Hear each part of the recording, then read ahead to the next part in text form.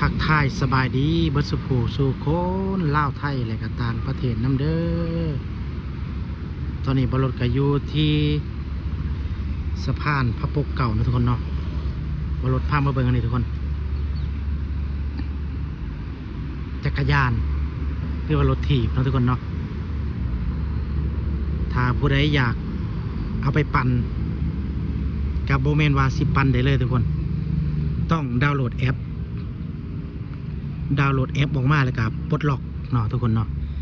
แล้วก็จะมีระยะเวลาในการเอาไปปั่นหรือว่าเอาไปใส่หลังจากเขาใส่เสร็จแล้วเขาก็เอามาเก็บไว้ที่เดิมมาจอดไปที่เดิมทุกคนเนาะ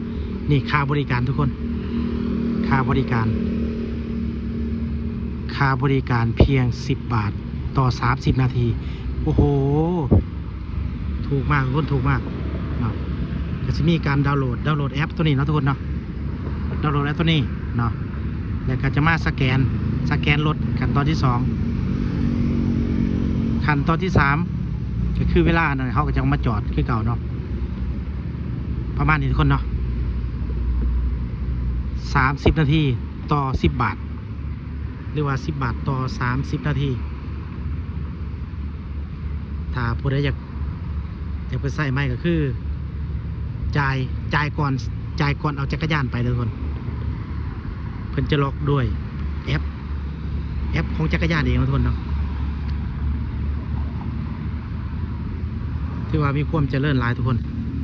ความเจริญเนาะความพัฒนาของประเทศไทย